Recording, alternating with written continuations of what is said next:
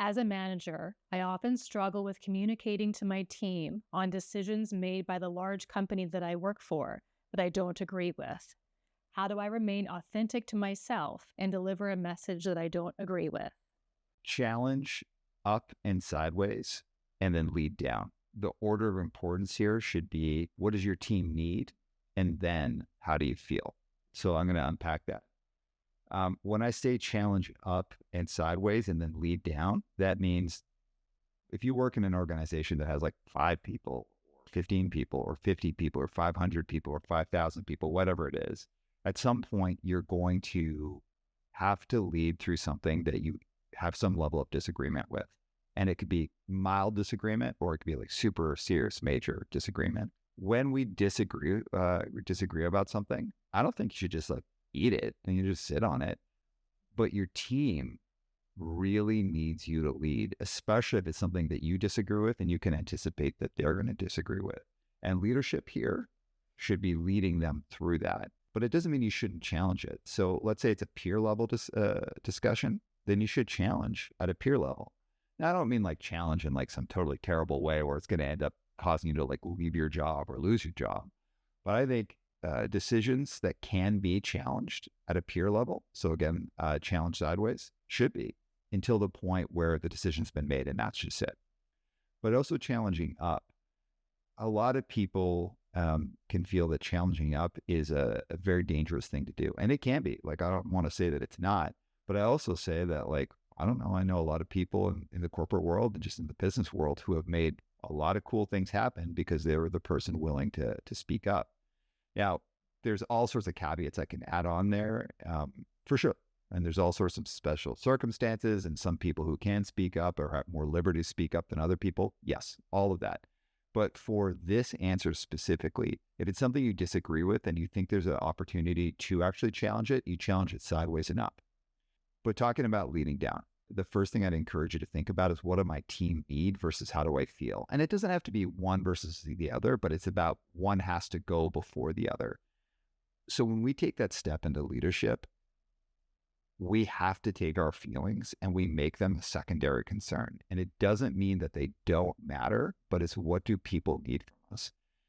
Something that I feel is totally true is, when things are good, leaders are totally needed. When things are neutral, leaders are totally needed. But when things are challenging, when decisions are coming down the line that like people disagree with, that's when leaders are really needed. And what you got to do is you've got to communicate clearly and concisely.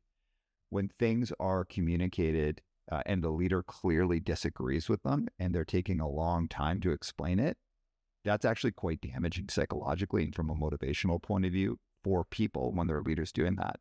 You should rip the Band-Aid off, be clear and concise about it, and you should hold back your personal opinion. If your team knows you, they already know you disagree with it.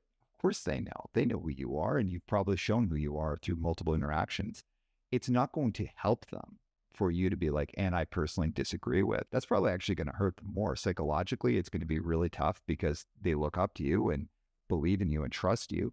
And then also from a motivation point of view, they're not going to be motivated to work through it because they're like, well, my boss disagrees with this and thinks it's crappy.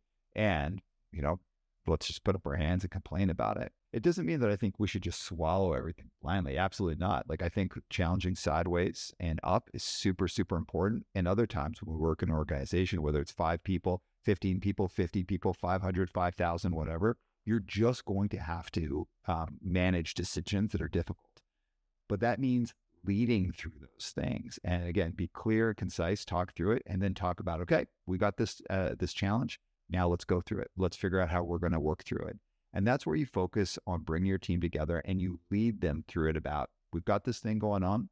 It's a challenge. Let's move forward. That space of leadership does cause us to have to focus first on what do the people need from me, and then second, the emotional space. Around the emotional space, it sucks to be leading through something that you disagree with. But let me just push that a little bit further. Do you disagree with it, or do you think it's immoral or unethical? If you think it's immoral or unethical, we can't lead through things like that. So either you need to help the organization resolve that, or you need to manage yourself out the door. And I don't mean like quit in a huff and like walk out the door, but I think if you're if you're being asked to do things that you think are immoral or unethical, you can't rationalize that to yourself long term.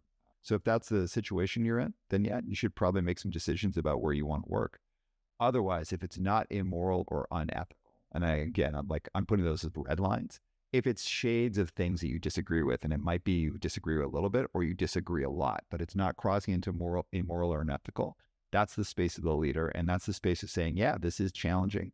And let's figure out how we do the absolute best job with it.